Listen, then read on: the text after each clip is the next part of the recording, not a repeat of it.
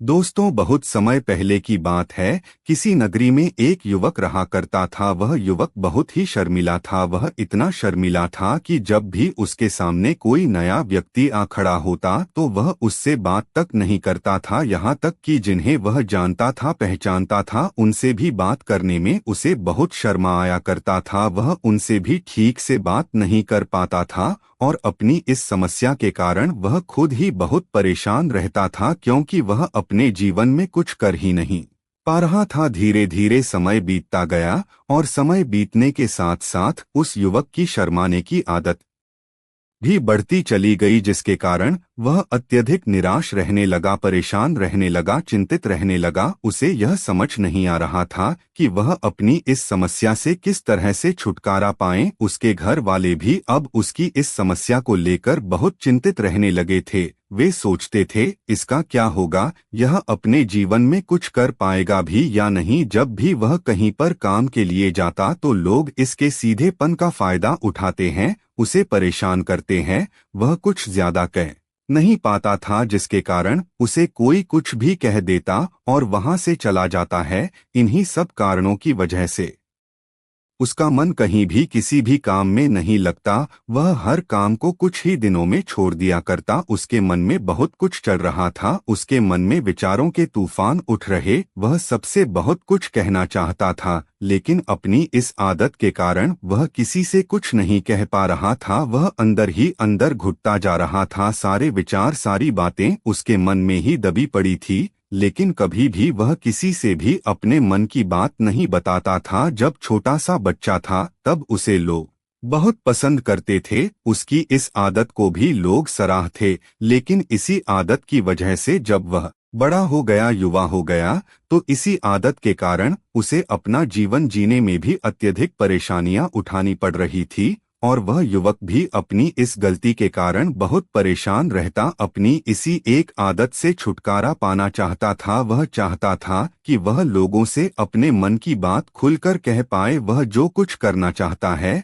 जो कुछ कहना चाहता है, वह सबसे वह खुलकर कह सके। लेकिन जब भी कोई दूसरा उसके सामने आता तो उसकी जुबान मानो खुलती ही तक नहीं थी कि वह अपने माता पिता के सामने भी ठीक से बात नहीं कर पाता था। केवल उसके कुछ मित्र थे जिनसे वह अपने मन की बात कर पाता था। जब भी वह किसी बात का जवाब देता तो लोग उसकी हंसी उड़ाते, उसका मजाक बनाते। लोग कहते हैं कि आज तो तेरे मुंह में भी जबान आ गई है। यह समस्या दिन बदन बढ़ती चली जा रही थी और इस समस्या के कारण अब उसके पिता भी अत्यधिक चिंतित रहने लगे थे। वह चाहते थे कि उनका बेटा भी दूसरों के सामने अपने मन की बात रख सके, लेकिन एक दिन जब अपने उस बेटे को दूसरों के सामने शर्मिंदा होता हुआ देख रहे थे, उन्हें बहुत क्रोध आया और वह अपने बेटे को खरी खोटी सुनाने लगे। उन्होंने उसे इतना डांट दिया कि वह युवा लड़का अत्यधिक क्रोधित हो गया और वहां से बिना कुछ कहे वहां से चला गया। शाम हो चुकी थी और अब तक उनका बेटा घर नहीं लौटा था। माता और पिता दोनों बड़े ही चिंतित थे। वे अपने बेटे को वापस घर पर देखना चाहते थे, लेकिन युवा लड़का तो भागते भागते पहाड़ की चोटी पर जा पहुंचा था। वह वहां से नीचे की ओर झांक रहा था और ईश्वर से कह रहा था, हे भगवान, आपने मुझे ऐसा क्यों बनाया। लोग मेरा मजाक उड़ाते हैं, लोग मेरी हंसी उड़ाते हैं। जब मैं इस दुनिया में अपने मन की बात रख ही नहीं सकता, मैं किसी से कुछ कह ही नहीं सकता, तो फिर मैं इस जीवन को जीकर क्या करूंगा। जब भी मैं किसी की से कुछ कहने की कोशिश करता हूं तो लोग मेरा मजाक बनाते हैं, मेरी हंसी उड़ाते हैं, यहाँ तक कि वह मुझसे कुछ भी कहकर चले जाते हैं और मैं उनका जवाब नहीं दे पाता। ऐसा जीवन जीकर मुझे क्या मिलेगा, इसलिए मैं तेरे पास आ रहा हूँ। इतना कहकर जैसे ही वह युवक कूदने की तैयारी कर रहा था कि तभी पीछे से आवाज सुनाई पड़ी, बेटा, जान देना तो बहुत आसान है, लेकिन इस जान को तुम वापस नहीं पा सकोगे। जैसे ही यह आवाज उसके कानों में पड़ी, वह पीछे मुड़कर देखने लगा। उसने जैसे ही पीछे मुड़कर देखा, उसने पाया कि एक बौद्ध भिक्षु उसके पीछे खड़े हैं। उन्हें देखकर वह डर सा गया और अपने कदम पीछे खींच लिए और चुपचाप वहां पर खड़ा हो गया। अपनी आदत के कारण वह उनसे कुछ कह नहीं पा रहा था। तभी बौद्ध भिक्षु उस युवक से कहते हैं, बेटा क्या बात है, आखिर तुम यहाँ पर क्या कर रहे और तुम अपने इस जीवन को क्यों समाप्त करना चाहते हो। यह अनमोल जीवन बहुत कम लोगों को प्राप्त होता है और तुम्हें यह जीवन व्यर्थ लगता है। इस पर वह युवक कहता है, नहीं नहीं, कुछ नहीं, मैं तो बस यहाँ पर खड़ा होकर देख रहा था। तभी बौद्ध भिक्षु उस युवक से कहते हैं, बेटा मैं जानता हूँ कि तुम यहाँ पर क्या करने आए थे, तुम मुझसे कुछ नहीं छुपा सकते, लेकिन मैं चाहता हूँ कि तुम अपनी समस्या मुझसे खुद बताओ, तभी मैं उसका समाधान तुम्हें बता पाऊंगा। यदि तुम चाहते हो कि कोई तुम्हारी मदद करे तो उसके लिए पहले तो तुम्हें ही आगे बढ़ना होगा। यदि तुम चाहते हो कि मैं तुम्हारी समस्या का समाधान करूं तो तुम्हें मुझे अपनी समस्या बतानी होगी, वरना मैं कुछ नहीं कर सकूंगा। उन बौद्ध भिक्षुओं की यह बात सुनकर वह युवक कहता है, नहीं नहीं, मैं ठीक हूं, मैं सच कह रहा हूं। उस युवक की यह बात सुनकर बौद्ध भिक्षु उस युवक से कहते हैं, ठीक है बेटा, यदि तुम नहीं चाहते कि मैं तुम्हारी मदद करूं तो कोई बात नहीं, मैं तुम्हारी बात पर विश्वास कर लेता हूं, लेकिन तुम्हें भी मेरी एक बात पर विश्वास करना चाहिए कि मैं तुम्हारी मदद के लिए ही यहाँ पर आया हूँ। तुम चाहो तो तुम अपनी समस्या मुझे बता सकते हो और मैं तुम्हारी इस समस्या का समाधान भी अवश्य करूंगा। इसका जवाब देते हुए युवक उन बौद्ध भिक्षु से कहता है, नहीं नहीं, मैं ठीक हूँ, आप जाइए। इस पर वह बौद्ध भिक्षु उस युवक से कहते हैं, ठीक है बेटा, यदि तुम चाहते हो कि मैं यहाँ से चला जाऊँ तो मैं यहाँ से चला जाता हूँ, लेकिन मेरी एक बात याद रखना, मेरे जाने के बाद मैं तुम्हारी कोई मदद नहीं कर पाऊंगा और हो सकता है कि तुम्हारी मदद के लिए कोई और आगे भी ना। इतना कहकर बौद्ध भिक्षु पीछे की ओर मुड़े और अपने मार्ग में आगे बढ़ने लगे। वह युवक वहीं पर खड़ा होकर यह सब देख रहा था। जैसे ही वह कुछ दूर पहुंचे तभी उस युवक ने जोर से आवाज लगाई, हे गुरुदेव, मेरी समस्या बहुत बड़ी है, क्या आप उसका समाधान कर सकेंगे, क्या आप मुझे उसका समाधान दे सकेंगे। यह सुनकर बौद्ध भिक्षु वहीं पर खड़ा हो गए। पीछे मुड़कर उन्होंने उस युवक की बात का जवाब देते हुए कहा, बेटा, इस दुनिया में कोई भी ऐसी समस्या नहीं है जिसका कोई समाधान ना हो। यदि तुम मुझे अपनी समस्या बताओगे तो मैं उसका समाधान अवश्य करूंगा। तभी वह युवक उन बौद्ध भिक्षु से अपनी समस्या बताते हुए कहता है, गुरुवार, मेरी एक बहुत बड़ी समस्या है कि मैं शर्मिला हूँ, जिसका कारण मैं किसी से कोई बात नहीं कर पाता, यहाँ तक कि मैं अपने मन की बात भी किसी को नहीं बता पाता। जब भी मैं किसी से बात करने की कोशिश करता हूँ तो लोग मेरा मजाक उड़ाते हैं, मेरी हंसी उड़ाते हैं। जब भी मुझे कोई खरी खोटी सुनाता है, उल्टी सीधी बातें करता है, तो मैं उनका जवाब नहीं दे पाता। मैं लोगों की तरह चालाक बनना चाहता हूँ, लोगों की तरह बातों का जवाब देना चाहता हूँ, अपने मन की बात करना चाहता हूँ। मैं इस दुनिया के साथ कदम से कदम मिलाकर आगे बढ़ना चाहता हूँ, क्या इसका कोई समाधान है। उन भिक्षु ने उस युवक की सारी बातें ध्यानपूर्वक सुनी और फिर जवाब देते हुए कहते हैं, बेटा, जरूरत से ज्यादा शर्मीला होना, इसका अर्थ यह है कि तुम्हारे अंदर कोई डर है जिसे तुम पहचान नहीं पा रहे हैं, जिस कारण उसका समाधान करने में भी असमर्थ। शर्म करना अलग बात है और डरना अलग। जब हमारे भीतर डर होता है तब हम कहीं भी किसी से भी कोई भी बात नहीं कर सकते। हमें चारों तरफ केवल डर ही नजर आता है और हम हर जगह से डरते ही रहते हैं, लेकिन इसे शर्माना नहीं कहते। शर्म तो बस एक हद तक तुम्हें चुप रख सकता है। फिर वह बौद्ध भिक्षु उस युवक से कहते हैं, बेटा, तुम सबसे अधिक किससे शर्माते हो। युवक इसका जवाब देते हुए कहता है, गुरुवर, मुझे अपने पिता से बात करने में बहुत शर्म आती है, मैं उनके सामने कुछ बोल ही नहीं पाता। तभी वह बौद्ध भिक्षु उस युवक से कहते हैं, अच्छा तो यह बताओ, जब तुम अपने पिता से बात कर रहे होते हो या फिर बात करने का प्रयास करते हो तो तुम्हारे मन में कैसे ख्याल आते हैं। युवक इसका जवाब देते हुए कहता है, गुरुवर, जब भी मैं अपने पिता से बात करने का प्रयास करता हूँ तो मुझे ऐसा लगता है कि मानो मेरे पिता अभी मुझे डांट देंगे, मुझ पर क्रोध करेंगे, मुझसे या नाराज हो जाएंगे, और कहीं ना कहीं मुझे यह भी लगता है कि मैं कुछ गलत बात ही करूँगा। यहाँ तक कि मेरे मन में ऐसे भी ख्याल आते हैं कि शायद मेरे पिता मुझसे प्यार ही नहीं करते। परंतु गुरुवार, आप कहते हैं कि शर्म अलग है और डरना अलग बात है, तो क्या कोई ऐसा उपाय है जिससे मुझे डर ही ना हो, क्या कोई ऐसा रास्ता है जिससे मेरे अंदर का यह डर पूरी तरह से समाप्त हो जाए? कृपा करके मुझे इस समस्या का समाधान बताइए। मुझे अपने इस डर से बाहर निकलना है। मुझे लोगों की तरह अपने इस जीवन को खुलकर जीना है। उस युवक की यह सारी बातें सुनकर बौद्ध भिक्षु उस युवक से कहते हैं, जाओ और अपने पिता से कहो कि मुझे कुछ काम करना है और उसके लिए मुझे आपसे कुछ धन चाहिए। यदि तुम उनसे धन मांगने में कामयाब हो गए तो मैं तुम्हें तुम्हारी समस्या का समाधान अवश्य बताऊंगा। वह युवक काफी घबरा गया।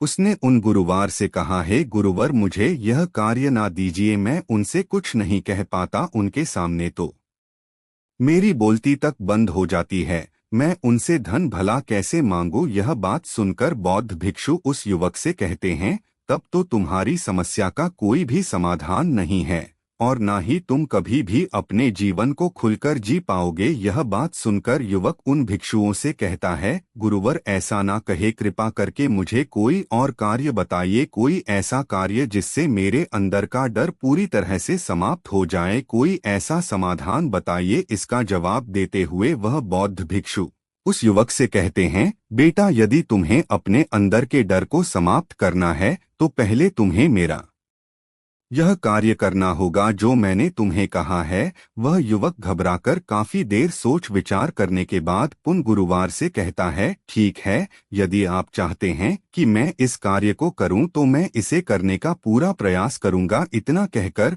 वह युवक अपने घर लौट जाता है। उसे देखकर उसके माता पिता बहुत खुश हो जाते हैं और वह युवक अपने पिता से डरते डरते कहता है, पिताजी, मुझे आपसे कुछ बात कहनी है। इस पर उसके पिता कहते हैं, बोलो क्या बात है? युवक आगे कहता है, पिताजी, मैं कुछ काम करना चाहता हूँ और उसके लिए मुझे आपसे कुछ धन चाहिए। क्या आप मुझे कुछ धन दे सकते हैं? इतना सुनकर उस युवक के पिता ने उसकी ओर ध्यान से देखा। काफी देर देखने के बाद वह खुशी से झूम उठे और तुरंत ही उन्होंने कुछ धन अपने पुत्र के हाथों पर रख दिया और कहने लगे, बेटा, इतना धन काफी है कि तुम्हें और चाहिए? इसके जवाब में वह युवक अपने पिता से कहता है, नहीं नहीं पिताजी, इतना काफी है, मैं इतने से काम चला लूंगा। वह युवक को उस धन को लेकर तुरंत दौड़ा दौड़ा उन बौद्ध भिक्षु के पास लौटा और जो धन उसने अपने हाथों में ले रखा था उसे दिखाते हुए वह कहता है,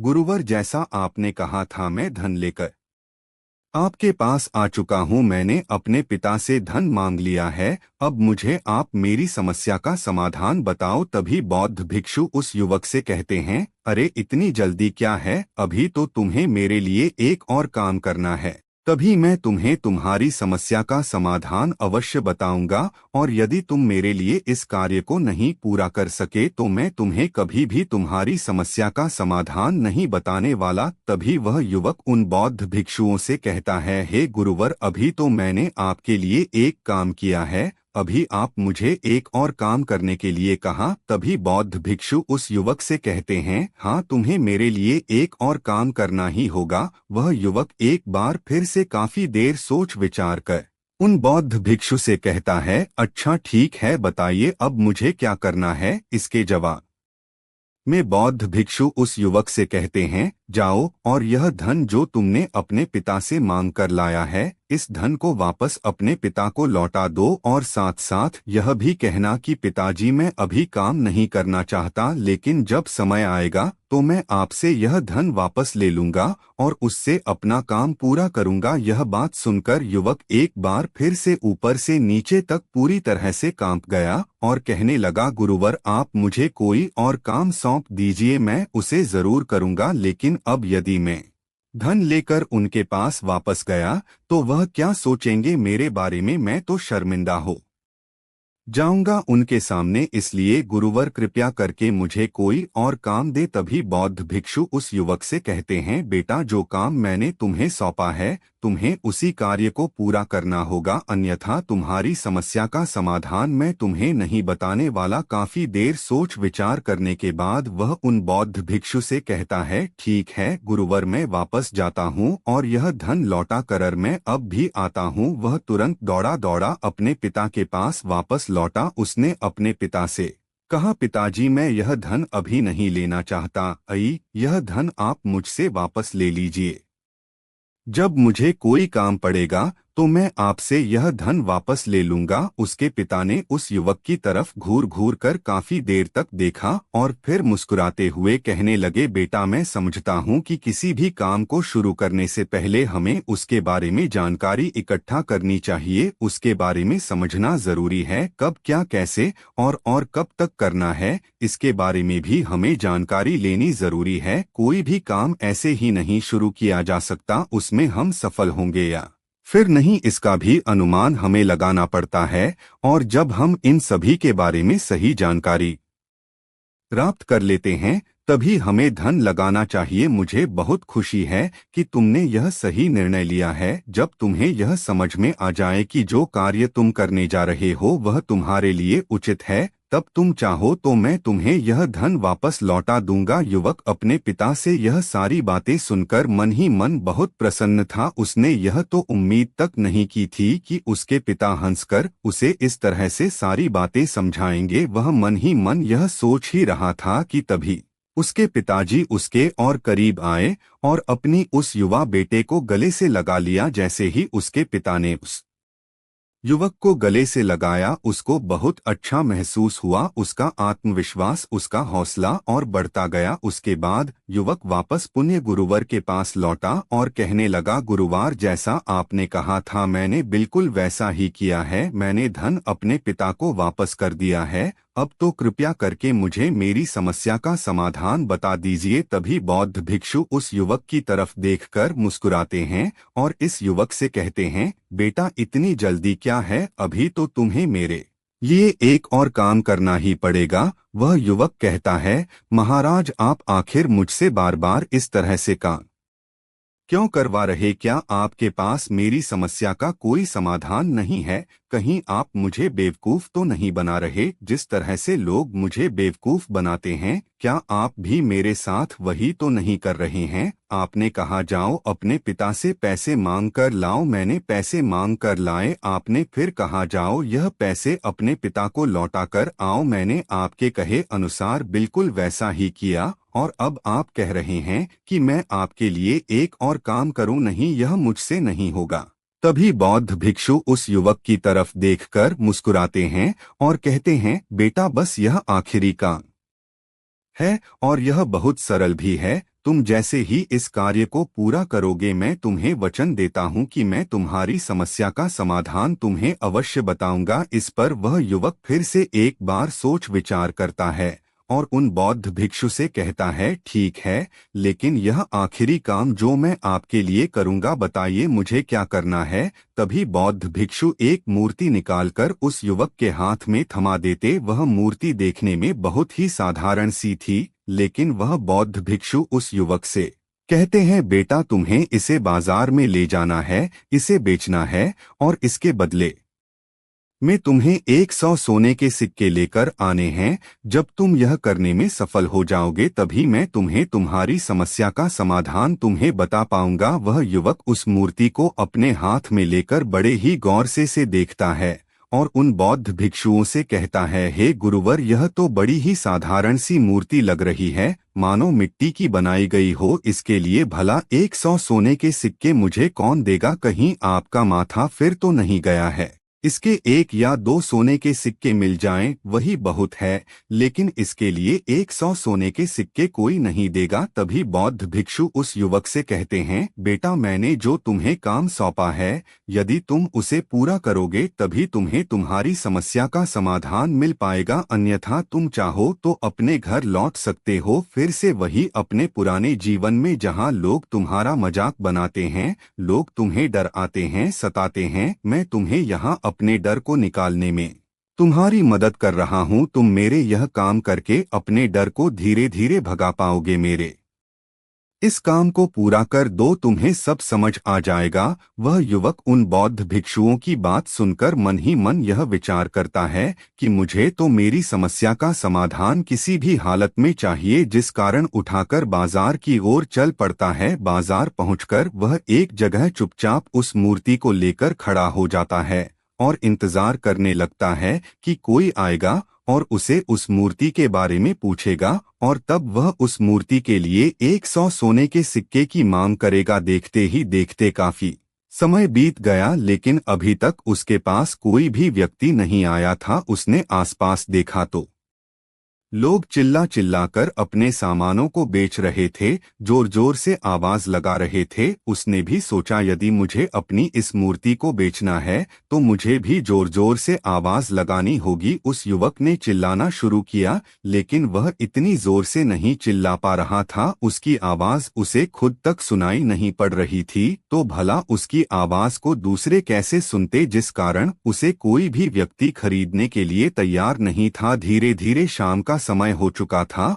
और उस व्यक्ति को यह डर था कि कहीं वह बौद्ध भिक्षु वहां से कहीं चला ना जाए, अन्यथा उसे उसकी समस्या का समाधान कौन देगा। यह सोचकर उसने जोर जोर से आवाज लगानी शुरू की कि 100 सोने के सिक्के में यह मूर्ति ले लो। उसकी आवाज सुनकर लोग उसके पास आने लगे और उससे यह सवाल करने लगे, इस मूर्ति में ऐसा क्या है जो तुम इसके लिए 100 सोने के सिक्कों मांग रहे हो? इसके अंदर ऐसा कुछ तो खास होगा ही। युवक काफी देर सोच विचार कर उस युवक से कहता है, नहीं नहीं, मुझे कुछ नहीं पता, मैं तो बस यह मूर्ति यहाँ पर बेचने आया। तभी उसमें से एक युवक उस युवक से कहता है, अगर ऐसी बात है तो इस मूर्ति को कोई नहीं खरीदने वाला। आखिर इस मूर्ति में ऐसा क्या खास है जिसके लिए तुम सोने के सिक्के की मांग कर रहे हो? यह तो तुम्हें बताना ही पड़ेगा। धीरे धीरे कई लोग उसके पास आए और सभी ने बस एक ही सवाल की, आखिर इस मूर्ति में ऐसा क्या खास है,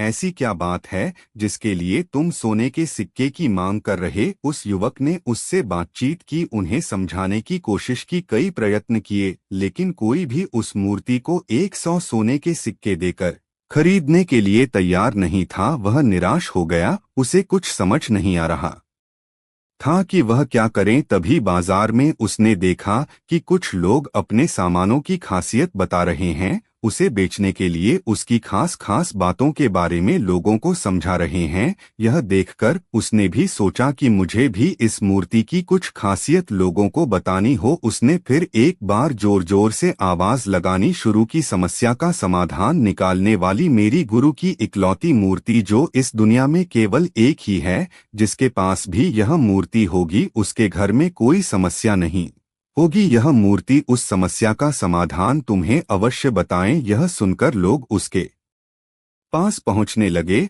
और उसे यह सवाल करने लगे कि क्या सच में यह मूर्ति जिसके पास होगी उसके पास कोई समस्या नहीं होगी? क्या सच में यह सभी समस्याओं का समाधान करती है? इसका जवाब देते हुए युवक कहता है, हाँ, सभी समस्याओं का समाधान कर देती है। यदि आप इस मूर्ति को ले जाते हैं, आपके घर में कोई भी समस्या होगी तो उसका समाधान यह आपको अवश्य बताएगी। चाहे कोई भी समस्या हो, कैसी भी समस्या हो, कैसी भी परिस्थिति हो, आपको इसका समाधान अवश्य मिलेगा। इतना सुनने के बाद अब वही एक मूर्ति सबको चाहिए थी। उस मूर्ति के दाम लगाने लगे, कोई उसे 200 सोने के सिक्के तो कोई 400, कोई 6-7 तो कोई 1000 सोने के सिक्के देने के लिए तैयार था। उस मूर्ति की कीमत लगातार बढ़ती जा रही थी। जैसे जैसे लोगों को पता चलता जा रहा था कि यह मूर्ति लोगों की समस्या का समाधान करती है, लोग उसे किसी भी कीमत पर खरीदने के लिए तैयार हो गए थे।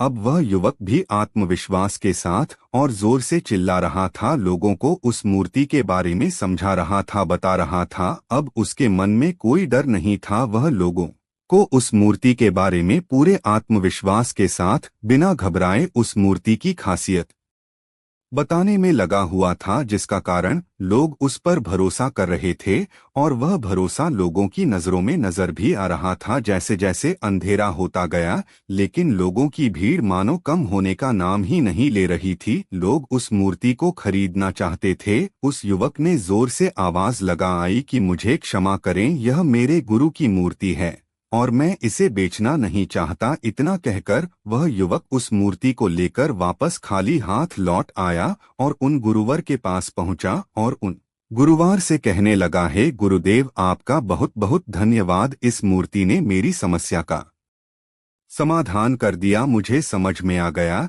कि मेरी क्या समस्या थी। हालांकि मैं इसे बेचकर सोने के सिक्के तो आपके लिए नहीं ला पाया, लेकिन मुझे मेरी समस्या का समाधान अवश्य मिल गया। आपका बहुत बहुत धन्यवाद। इस बात को सुनकर बौद्ध भिक्षु उस युवक से कहते हैं, बेटा, मैंने तुम्हारी समस्या का समाधान नहीं किया है, तुमने तो खुद ही अपनी समस्या का समाधान किया। अपनी समस्या तुमने खुद ही सुलझा ली है। तुम्हारे मन में हजारों सवाल थे, मैं यह करूंगा तो लोग क्या कहेंगे, मेरे बारे में क्या सोचेंगे, यदि मैं अपना मुंह खोलूंगा तो लोग मेरे पर हंसेंगे, यदि मैंने मुंह खोला तो मैं कुछ गलत ही करूंगा। ऐसे कई सारे विचार तुम्हारे मन में थे, ऐसे कई सारे डर तुमने अपने मन में पाल रखे थे। लेकिन जब इस मूर्ति के बेचने के दौरान तुमने उन हजारों लोगों का सामना किया, उनके सामने खुलकर अपनी बात रखी, उनके सामने खुलकर वह कहा जो तुम्हें कहना था, तुम्हारे मन का डर खुद खुद समाप्त हो गया। जिसे तुम शर्माना कहते थे, वह अपने आप ही तुम्हारे भीतर से कहीं गायब हो गया। युवक अपने गुरु की यह बात सुनकर अपने गुरुवार से कहता है, गुरुवर, आप सही कहते, आपने आज मेरे मन में वह विश्वास जगा दिया है जिसे मैं अब अपने जीवन में कुछ भी हासिल कर सकता। आपका बहुत बहुत धन्यवाद। डर को धीरे धीरे खत्म करने से ना ही आपको शर्म आएगी और ना ही डर लगेगा, और जब आपके भीतर का डर हमेशा के लिए समाप्त हो जाएगा तो आप अपने जीवन में जो भी कुछ करना चाहते हैं, जो भी कुछ पाना चाहते हैं, उसका रास्ता आपके लिए पूरी तरह से साफ हो जाएगा। इस तरह से साफ हो जाएगा और आप अपने मार्ग पर तेजी से आगे की ओर बढ़ने में सक्षम भी हो जाएंगे। इसलिए लोग क्या कहते हैं, क्या कह गए, यह सब छोड़ दीजिए और खुद पर विश्वास कीजिए, क्योंकि आप ही हैं जो अपने इस डर का सामना कर सकते हैं। मुझे उम्मीद है कि दोस्तों आज की कहानी आपको बहुत पसंद आई होगी। तो दोस्तों, अगर आपने अभी तक वीडियो को लाइक और चैनल को सब्सक्राइब कर लीजिए, हमें आपके साथ की बहुत आवश्यकता है। आज के लिए इतना ही, फिर मिलेंगे अगले वीडियो में। देखने के लिए धन्यवाद दोस्तों।